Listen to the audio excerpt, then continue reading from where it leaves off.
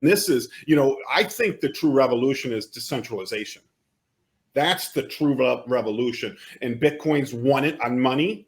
I think they will. They've definitely won it on money, but there's other aspects to decentralization that are going to help out everybody. Now, I think the Bitcoin community is saying, well, we're going to get to DeFi. We're going to get, we're going to get to NFTs, but we're just not there yet. So give us 5 years till we get there. I don't think some people would care about that at all. They just think, and I agree with the point that Bitcoin is the best money that's been ever created. And that the decentralized aspect in terms of making it unconfiscatable, uncensorable, and permissionless, those three things that we're learning about right now with the Canadian issue up there, that's what makes it awesome. So as it is right now, quote unquote boring Bitcoin just as money, that's all it needs to be. There are some people that want to put DeFi on it and want to put NFTs on it. Okay, that's fine. But there's some people who are no, you can't have that. You can't. Let people do what they're going to do. But I wouldn't say the consensus is like, oh, yeah, we're going to add this, that, and the other. There are plenty of people, and I'm one of them. If Bitcoin just is what it is today, that's fine for me. And you talk about being the world reserve currency one day. I don't think it'll be the world reserve currency. I think most people are idiots, and they will. The dollar will still. They are slaves. We've seen what has happened these last 2 years, and the dollar will reign supreme for the rest of my life. And I intend to live a very long time. Again, people, they will make it a digital. It'll become a Fed coin, a central bank digital currency, and people will have accounts with the Fed. And if they say something wrong, they can be turned off, and they will gladly do this. Gladly, there are people cheering on right now. The truckers, the banks can confiscate your money if you sent money to the truckers. People are cheering that. They want to be slaves. So I think the smart people will find Bitcoin, and they have. And we just need for Bitcoin to be successful, just a small percentage of the world to be in it. And people can be slaves if they want to. I have no problem with that. I'm not here trying to convince idiots to be smart. I've talked publicly about this since 2013. 2013. If they're not going to listen, they're not going to listen. That's fine. People could do stupid things. People could shoot heroin. I don't do heroin. I don't do drugs or anything like that. People are entitled to do what they're going to do with their lives, ruin their lives. I can only say so much. And if people aren't going to listen, they're going to listen. And there's some people that want to be freaking Moses to these people, okay? And want to be their savior. If that gives you joy, I guess. But most of the time, you're going to be wasting your time. So I'm the biggest Bitcoin fan in the world, but I don't need to see them. I don't need to say these extravagant things about it. Like, everyone will use it one day. It's going to save the world. No. Most people are idiots. 80%ers and the 20%ers. 20% of the people produce 80% of everything. The 80%ers, most of them aren't going to get it. And people are like, look, the Canadian situation is waking everyone up. All these Canadians are going to buy Bitcoin now. And maybe some smart ones will. But again, most are happy, and they like that their prime minister is pretty. That's all. They think that will give them satisfaction in life, that he's pretty and he has nice hair, and maybe they can dream about touching it one day. Men and women, both men and women want to. That's good. They don't. And if they're poor, they're poor. They can live through their prime minister being a pretty man. And if people were mean to him, he should take away their money. You see, freedom is for terrorists. Freedom is for terrorists. So he is pretty. He's not a terrorist. And he should take away money from and if they take away my money, it's fine too. That's my take on the world right there. I love your enthusiasm, man. I definitely love your enthusiasm. I certainly share your feelings of what's going on in Canada there. It's an atrocity, and and everybody should be donating a tank of gas to these truckers to help their cause, right? It's a peaceful protest. I mean, that's what freedom is all about, right? That's what we're built upon, the peaceful protests. I mean, we saw so many violent protests in the past that were unabated, right? And now we have a peaceful protest, and the government's coming down on them. So I support you 100% on that. 100% on that. I do think that all crypto, I don't care, most crypto is about flattening that curve between the ultra rich and the everyday people. And that's kind of my message out there, that once you can get tokenization, decentralization, once you can take, as Michael Saylor would say, a city block in Manhattan and tokenize that, everybody like you and I get to participate in the upside of it. And that's where I think, crypto solves a lot of problems in our world. I don't think income inequality is a problem at all. I actually don't think it's a problem at all. People Why should I be jealous of that? Bill Gates is so many times richer than I am. Indeed, if people get into cryptocurrency, they will become richer. They will bridge their own personal gap with Bill Gates. They shouldn't be caring about the gap per se. They should be should be worried about, as individuals, what is going to improve their lives, what is going to give them freedom. And if the upshot is closing the gap between them and Bill Gates, then that's awesome. That's awesome right there. But for me, it's about improving my life, and I think cryptocurrency takes away financial power from the governments. Bitcoin is a true free market money, a true private money, and that is an innovation. Well, I mean, gold is a much better modern version of gold. Gold, you think people keep saying there are these gold bugs that are stuck in 1983 or something like that. That the kids of today who are going to all of a sudden want something physical for 2 years being locked up in their rooms. They don't even go to physical school anymore. I mean, it's out the door. It's been gone for a while that the youth of today were going to want something that isn't digital, but now it's just a whole nother level. But again, the income inequality thing, I don't try to, when I talk about Bitcoin, I don't try to say that's not a selling point for me at all. That's not a selling point, because I think people have to boil it down to the freedom aspect. And again, that people, as long as I'm free to use it, I think that is a major accomplishment right there. And people shouldn't worry about how much wealthier other people are. I mean, the income gap has increased in the United States, apparently, people say. At the same time, the poorest of the poor right now in 2022, compare them to the poorest of the poor in 1990. They've got these little computers in their hands for free. They get free freaking smartphones now. All right. How much would that cell phone cost to produce in 1990? The equivalent of a smartphone if we were to go back in time to produce what Apple produces today, one of those things would have cost $5 million to produce in 1990, because the technology really wasn't even there yet. So the poor of today, are so much better off than the poor back then. I mean, the luxury. So there is definitely a trickle down when you let the people free at the top, when you let everybody be free. That what is produced is incredible. So government, get out of the freaking way. That's what Bitcoin helps that. When the government got in the way of the Canadians, the way you get around that is with Bitcoin. There were restrictions, and Bitcoin is a key to productivity in the now and in the future. All right. So I love your rants. But okay, I'm not talking about the gap between the rich and the poor. What I'm talking about is financial inclusion. All right. So if you're not an accredited investor in this country, you are withheld from many investments that the everyday people like you and I are not allowed to participate in. Okay. We are not allowed to, go to Wall Street. I mean, only the ultra rich are allowed to participate in these upsides. Okay. Only the ultra rich can buy the Constitution, like the Constitution DAO, for $40 million, right? You and I aren't participating in that. And I'm sure no. I could buy that if I had $40 million. You're comparing two different things. To buy a pre-IPO of Facebook, we are restricted by the government.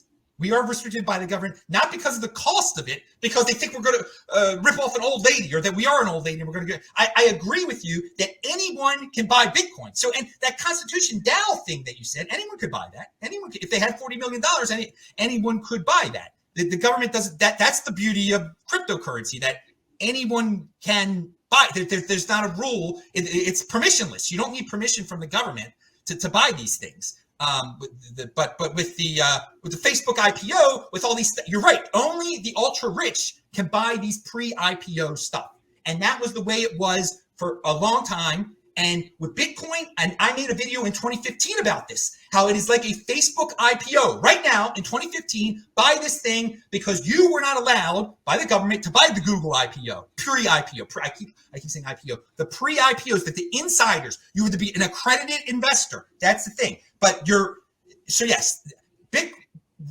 cryptocurrency, Bitcoin, whatever you want to call it, you don't need permission. You don't need to be an accredited investor. That is freaking awesome right there. That is freaking awesome. Yes. Right.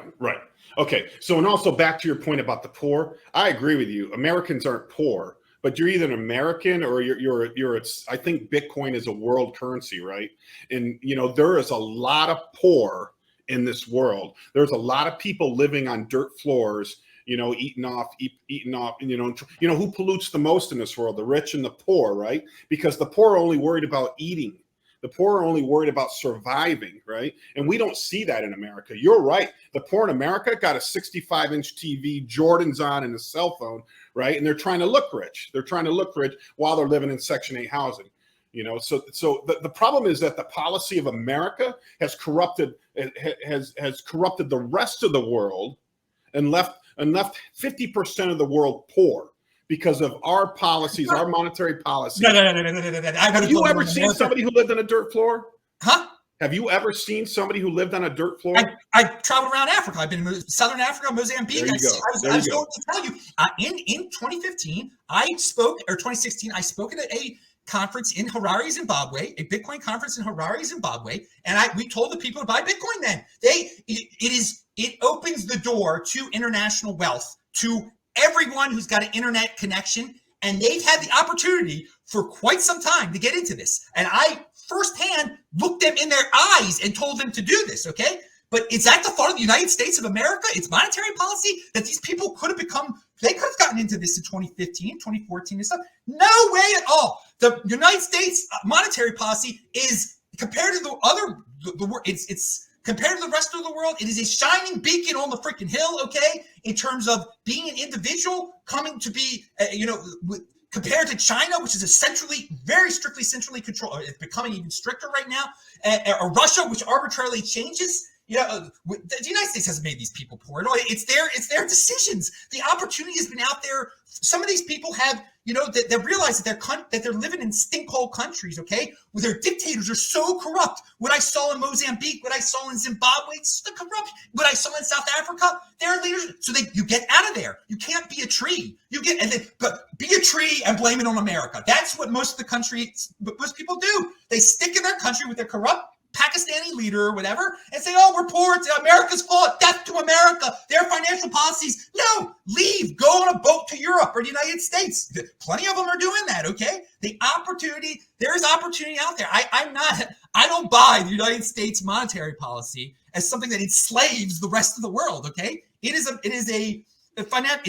far from perfect what the United States is at all, but so many people would give their left you-know-what to come here. And some of them do give their left you-know-what to come here to get off of that dirt floor. But there are plenty, as I said at the beginning, 80% of the people they're just going to they're going to be slaves. They're going to be happy to be slaves. And if they want to be slaves, let them be slaves. But I'm not scapegoating the United States of America. I am not about blaming it all. I'm about the only thing I'm about personal responsibility is the new counterculture. Okay. That's what I'm about. These people got to take personal responsibility instead of scapegoating the banksters or the United States. The banksters, my butt. I don't care what Bank of America, everyone complains. Oh, they're horrible. We're going to beat the banks. I don't care. I don't care at all. If we beat who's we? I'm trying to make Adam Meister better here. Bank of America can keep on doing all their weird policies that they want to do. Cut off the Canadians, cut off the this, cut off the that, cut off the conservatives. But don't play their game. Get in the big. The option's been out there since 2009 now. Why is still a scapegoat? All these people love to scapegoat the banksters. Have you bought Bitcoin, you bankster hater? No, most of them haven't. They just love to complain. That's the world we live in today. So I'm very anti scapegoat. I guess that's the conclusion of that rant. Yeah, you're getting all this on tape, right, man? I've been on fire. I got to get this raw freaking footage. We got it all for you, baby. We got it all for you. All right. Yeah, I guess we're just gonna have to disagree on that, Adam. Where did I want to go with that? Geez, you knocked me off my rocker there, Adam. Yeah, I mean, because you're all about, you're so fortunate to get in 2013. I don't know what Bitcoin was. Fortunate? What do you mean fortunate? It was big. They were talking about it for 4 years already, dude. Smart. It was my own whatever. money. You were all of this. How are you going to orange excuse. pill these other people that are sitting in a country that can't even afford food? They have to go recycle cardboard every day just to be able to feed their 2 children. I mean, I don't know how you orange pill these kind of people. You know, I mean, you have to get them out of that poverty. You have to, you know, I think that everybody has this basic necessity. And if as a Bitcoin community can pull them out of that poverty, then maybe they can contemplate how the future can be better. But when you're at rock bottom, you're not considering, hey, maybe I should put my damn money in Bitcoin. You're not even contemplating that stuff, you know? I get what you're saying that, hey, make the smart decision, your life will be better, you know, but this person, the baby has malaria, that, you know, there's no food on the table. I'm day to day with $3.12, you know, I'm not contemplating Bitcoin.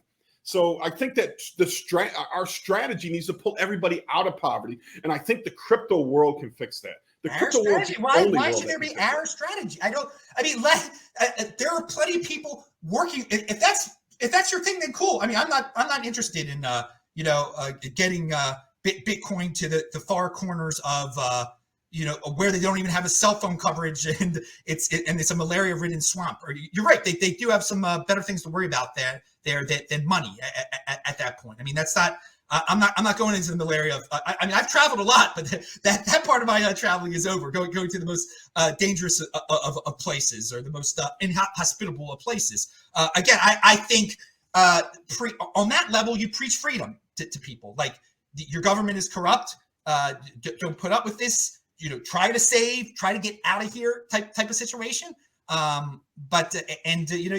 What you can do with that, I mean, just have some principles. I say to people, just have some freedom principles, and the way you're asked questions about certain subject matters, stick with your principles. And that's what I try to do. So, I mean, I'm being openly honest with you. I can't. I mean, I'm not going to handle the world poverty issue. That's not my thing here. I didn't get into this to solve Malawi's third world problem or something like that. I think, again, for the Malawians that have cell phones, and I would say and have bank accounts or have Malawi money, get the heck out of your currency. Do not hold your country's currency. That's what to the poorest of the poor, that's my advice. Do not hold your country's currency. Get into Bitcoin. Find Jack Mallers. Do something. That's the first step. So there is a level of people that don't have any currency whatsoever, obviously, and you just address them. But if you do have your country's currency, find a way to turn some of it into Bitcoin, and that's a good first step, I think. Right. I mean, my mission is that, or one of my missions is that, it takes about during Corona, when they fed people at Bitcoin Beach, it took $15 every 2 weeks, to feed a family of 4. I think that if every Bitcoin took that mission on to help feed a family of 4 every 2 weeks for $15, that 50 million Bitcoiners could help bring 50 million families out of that poverty, out of that gap, and let them be able to focus on other things in their life, so. If people voluntarily wanted to do that, that'd be a nice project to organize. But to try to guilt Bitcoiners into it, they don't have to. Just because someone has a need doesn't mean I have to give to them. I mean, at all, because I've done well for myself. I mean, that's the world that we live in. And again, I'm sticking with that principle here. But don't you feel fortunate, Adam? I feel fortunate that I made a lot of money on cryptocurrencies, and I feel like that. I should take that fortune and pay it forward. I feel smart that I used my head and I used logic and reason. I analyzed the world and I put it all together, and I could see what the future was bringing with this was going to be a valuable commodity, that it was unconfiscatable, uncensorable, permissionless, and it was, people were buying it for $200, between $200 and $700. That's what I paid for most of my Bitcoin, and people were telling me, you are being ripped off. People were making fun of people. Oh, you bought it when it was $1,000, because it had gone up to $1,000 at the end of 2013, and people were saying, "Oh, look at all these people that are stuck at $700 and $1,000, and now it's $200. You got ripped off." I stuck with my premise, so I don't feel privileged or anything like that. I feel smart. I feel like I believe I don't give in to peer pressure. So many people sold, and the same thing repeated when it went to 20,000. And I was telling everyone that I lived through this already, and most people again sold. They panic sold, and we're seeing it again. It got to 60,000. People are like, "Oh, it's going to go back down to 20. It's going to go this, that, and the other." Again, I have conviction. I feel like I've learned a lot more about society. That most people, given the peer pressure, they have no conviction in it all. They have no beliefs. They just follow leaders. They follow the loudest, the strongest. They can't use their own heads. So I have pride. I don't feel privileged or anything. Like, I am proud of myself and my own decisions. And I, all these people talk about luck. You're lucky that you were around in 2013. Everybody was alive back then. Okay, if you weren't born yet, then that's a good excuse. But we were all there. We were on the internet. Were you watching cat videos or were you watching financial videos? Okay, and there's a choice. There's a choice to be made. Were you like worried about Clinton and Obama, or were you looking into your own financial? I made videos in 2016 during the election time. Don't get caught up in this Trump-Hillary BS. Learn about finance. Learn about Bitcoin. Colin Kaepernick was kneeling on September of 2016. I said, I'm never watching another NFL game until the Ravens make the AFC title game. I haven't watched an NFL game since then. What did I do instead of watching the NFL? I learned more and more about Bitcoin. Who did it pay off? It wasn't lucky that I stopped watching those guys. It wasn't luck that I learned about Bitcoin. I used my brain.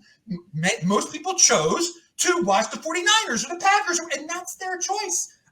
Whatever. They weren't unlucky. That was they made an idiotic choice. And that's the world that I live in. You make freaking choices. Take personal responsibility. So, and they're the same ones that are screaming, you're privileged, you're so privileged because you're this, that.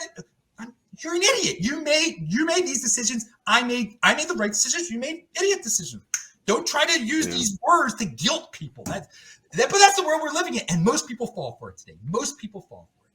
Yeah, no, I agree 100%. I mean, that has always been my message. Everybody has a certain amount of free time during a day, and you can either use that time to make yourself better or to watch vampire movies or whatever the hell you're watching. The latest episode of Tiger King. I don't know, but, and I made that commitment in 2017 to get on that road.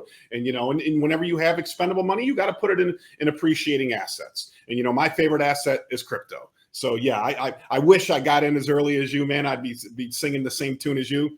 But, yeah, when somebody comes up to me and say, oh, crypto went down 10%, my response is like, well, that's a Tuesday, right? That's how things work around here, right? Yeah. Right. That's how things work. People, again, I mean, I've seen it all. I've seen it all. And I prepare people. I was like, there are going to be days when it goes down by 1,000. There's going to be days when it goes down by 10,000. I've been saying that for years. I mean, I can remember back in the day when the Bitfinex hack happened in 2016, and it went from the 700s to the 500s, which doesn't sound like very much, does it? People were going crazy.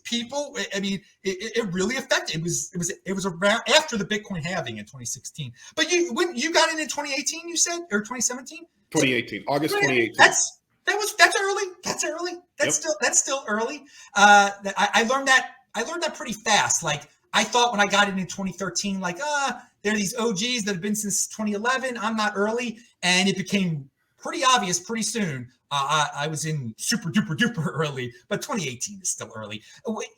Things change. Once Michael Saylor made his announcement that he in the summer of 2020. It wasn't super early anymore. I still think it's early. It's just not super early anymore. That was a big turning point when a big corporation like that is buying it for its treasury reserves. That was a huge moment, a shift from super early to early. But you were early still. Who can I paid $700 for Bitcoin. You paid $4,000 for Bitcoin. If it's $100,000, it really doesn't make that big of a difference. It's for someone watching this in the future.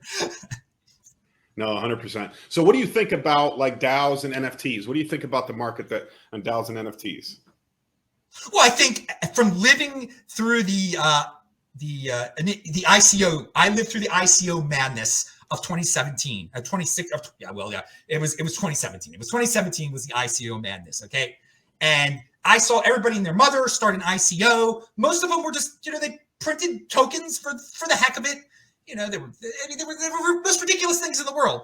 But the concept of being able to sell interest in your company or your project, I thought that was unique. I thought that was cool. And most of them failed. So again, with the DAOs, I think most of them will fail. Most of them are nonsense. The NFTs, most of them are nonsense. But people should be free to do them. They are innovative.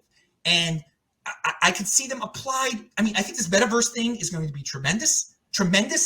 I've said that before, but and I'm going to clear this up for people too. The metaverse is not Bitcoin. The metaverse goes way beyond money. Okay, some of these things aren't trying to be money at all. They're just trying to be rare collectibles, this, the other. So, and different forms of governance of organizations.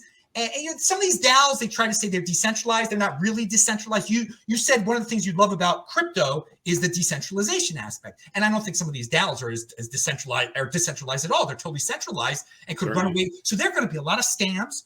I mean, it's going to be a lot like the ICO thing, but there will be winners at the end. It will mutate into things that we cannot even imagine right now. So, and I don't want the SEC regulating any of this.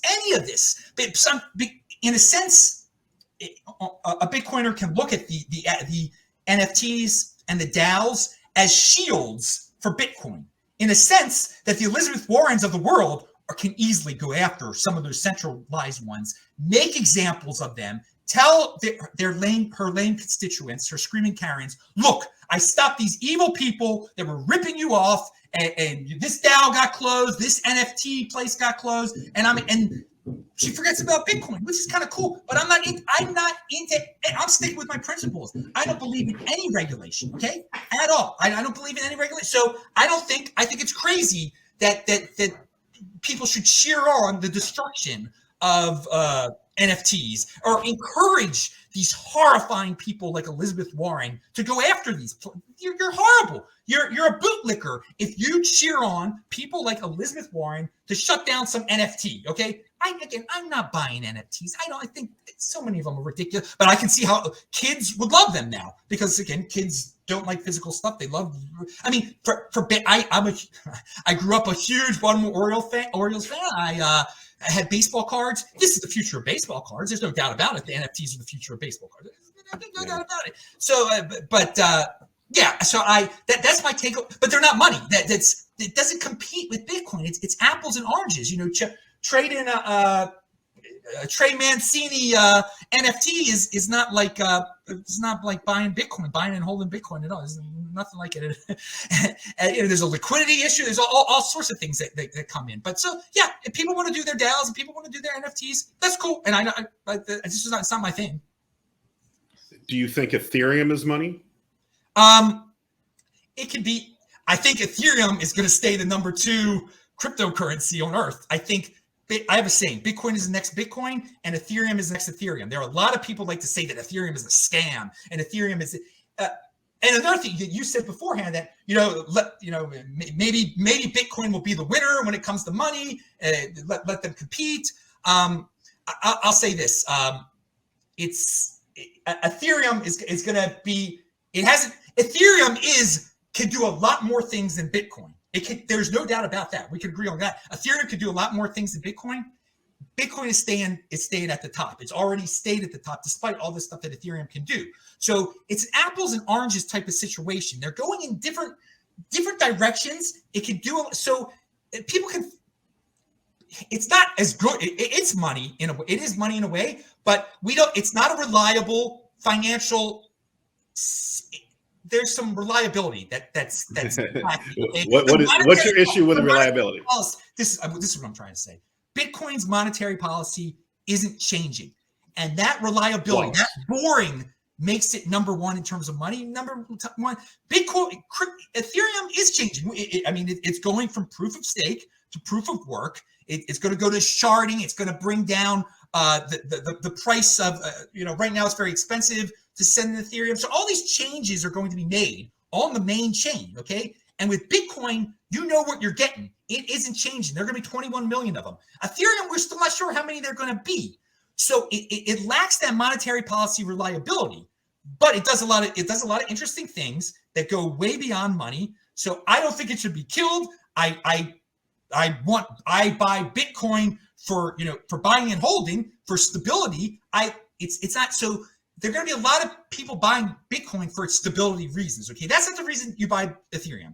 You buy it to build all these some things that I don't fully understand. Okay, so the DeFi stuff and all this does a lot of things easily. The smart contracts. Okay, Bitcoin to do a smart contract thing, it's cumbersome, but it wasn't made to do that. Now people can make it do that. Okay, cool. But Ethereum does that. But Ethereum, again, the monetary policy is changing. That is admitted. We don't exactly know how many they're going to be made in the future. And so Bitcoin, in terms of money, Bitcoin is a better money than Ethereum. But you can argue that Ethereum is its own futuristic type of, I mean, we're living in a golden age here where what money is being totally redefined. All right. And, you know, you could do smart contracts with your money, but you're going to be able to do smart contracts with Fed coin also. Is that necessary? And get stuck in terrible slave situations there also. So there's pros and cons to everything, but Ethereum there is no next, you know, there are all these coins that try to be Ethereum killers. They're gimmicks. They're gimmicks. Bitcoin has already placed itself on top of where it's going to be. Ethereum has placed itself on top of where it's going to be. People try to say MySpace and Friendster and Facebook, all this stuff. Dude, back in the day of Friendster, okay, a few years later came MySpace, and then shortly after came Facebook. You know, there were 4 or 5 competitors, and Facebook won, okay? And it was in a very short period of time. We've been doing this for 13 years. There have been thousands of competitors to all these, and Bitcoin and then Ethereum have been 1 and 2 throughout. Well, since 2016 when Ethereum came around. So again, and this doesn't make me some Ethereum pusher or anything. People are going to say, oh, "You said Ethereum. You're not a Bitcoin guy." No, I can say it. I can talk about these things. Bitcoin is the next Bitcoin. Ethereum is the next Bitcoin. Is the next Ethereum. Excuse me, because all these other coins tried it. Some of their gimmicks are we're the next Bitcoin, we're the next Ethereum. No, they're not. There's only one next Bitcoin. It's Bitcoin. There's only one next Ethereum. It's Ethereum. And if you don't like that, then whatever. You're free to market your centralized coin. Anyone's free to do that. Yeah. Yeah, I think it's just a matter of time before the Lightning Network gets smart contracts and takes a big chunk out of that market for everybody who is a bit, you know, on the Bitcoin side of it. But certainly you just said how big, you know, the metaverse is going to be, and Ethereum's the leading, exchange of value in the metaverse right now. So I think that market could be astronomical. And I don't know who's going to win. Whenever somebody talks about Cardano, Solana, all those, I just think there's enough room for everybody. There's already proven placeholders. There's already a king and a queen, Bitcoin and Ethereum. And then who else knows? Nobody really knows. And all these bets on when it's going to go up, when it's going to go down, nobody really knows that. It's just a matter of time. It's just a waiting game. And, you know, you're so fortunate. I'm so proud of you for getting in so early, man. That's just incredible. That's incredible. So where do you want to go from here, Esteban? No, I think we're good. Do you have any questions for us, Adam? No. I'm not into destruction at all. There are so many people out there that think these altcoins and everything else should be destroyed. I don't think they should. I think they should anyone should be able to do what they want to do. If someone wants to print their own money, they should be able to print their own money. I have no problem, but I'm not buying it. I only own Bitcoin, and I've been in this since 2013, and I've never sold a Bitcoin. Thus, you can understand why I can travel across the country and pick my nose all day if I want to, or run around naked, or do anything. I never sold a Bitcoin in my life, so but I bought quite a few, so it's yeah. Let me play on that. I get so irritated, right? So I'm not a maxi, right? I believe that I don't know who's going to win. I believe that Bitcoin will win on the financial front. I think it'll be the world's reserve currency someday. There is certainly going to be a winner, but I also see this metaverse. I see the play that's going on the other side. But man, when my friends tell me that they sold, I just get so irritated with them. I'm like, you're only in this for the money, man. I'm a believer. Right? I'm a believer in this. I believe that this will be everything. And I started in 2008, in the winter of 2018, buying Ethereum at 75, Bitcoin at 3,000. And I've never sold one penny of it. And I've been a hodler ever since. So I agree with you on that point, man. These people that, you know, I got guys that claim to be crypto experts selling or selling, selling on the high, buying on the low. Who the hell can ever predict when that's going to happen, right? Exactly. Buy and hold. It's boring. That's what I do. So that's what I am. I'm just a buy and hold. I don't flip. I don't try to be a trader. These young guys say they're magnificent traders. I've seen them all come and go. I've seen the cycle since so many dudes who were saying things in 2015. I mean, they're selling used cars now or something, or I mean, they're selling sofas. I don't know. They're in the medical field. Some of the people became medical experts, in 2020. It's nonsense. You got to, part of doing well in life, is sticking with your premise here and not leaving. So yeah, I'm not insane like some of these people. There's like a Bitcoin Inquisition out there. If you say one thing, they try to cancel you. And whatever, I don't feel the peer pressure from anyone. I'm a unique beast, as they say, and I encourage everyone to do what they're going to do. And you might be wrong, but just to do what you're going to. But don't destroy other people. My Lord, don't wish for the destruction. I think let the best man win, and that's the true free market. Okay. So Adam, 100% thank you for coming on with us. We're the rarestdao.com. You can go to our website and check out our project there, where we're a DAO and an NFT project that we're trying to help shrink the gap between the ultra rich and the everyday people. That's the rarestdao.com. I should go this way right here, the Rarest DAO. So thank you, Adam. How can people get a hold of you if they want to get a hold of you? All right, you see my name down there? Follow me on Twitter at TechBalt, TechBalt. That's like Technology Baltimore, where I'm from originally. You can go to disruptmeister.com and watch all my videos at the BitcoinMeister channel. Pound that like button, people, if you're on YouTube right now. And that's just Google Adam Meister, go to YouTube, whatever, BitcoinMeister. I've been in this for a while, and you can see me at the Miami Bitcoin Conference in April. That's gonna be a big one. April 6th to 9th is the Bitcoin Magazine conference, and All right, we'll probably see you down there, Adam. Thanks for coming on. The rarestdao.com. Thanks, buddy. Thanks. Talk to you later.